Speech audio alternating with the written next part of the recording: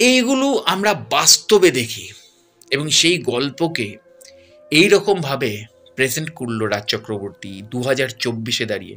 যখন ছবির trailer launch করেছিল বা যখন ছবিটা নিয়ে আলোচনা হচ্ছিল, তখন অনেকেই বলছিল 2024-এ দাঁড়িয়ে 90-এর দশকের অঞ্জন চৌধুরীকে নিয়ে আসলে কি হতো না?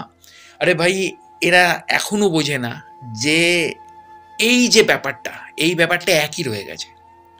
এমন অনেক বেঈমান সন্তান আছে যারা বাবা মাকে ছুঁড়ে ফেলে দেয় আস্তা করে, যারা বাবা মাকে নিয়ে ভাবিত নয়, বাবা মার বিপদের দিনে বাবা মার পাশে গিয়ে দাঁড়ায় না, বাবা মা অসুস্থ হলে বাবা মার ট্রিটমেন্ট করায় না নিজের 1000 টাকা থাকতে। আবার এমনও সন্তান আছে যারা নিজেকে দাওতে লাগিয়ে দেয় বাবা মার ট্রিটমেন্ট সঠিকভাবে করতে, সেখানে হয়তো বাবা মা সেই সন্তানকে বোঝেই না। তো এক্স্যাক্টলি দুটো দিকই আছে, সেই দুটো দিক নিয়ে আমি এখানে আর কাটাছাড়া আলোচনা করলাম না। কিন্তু রাজ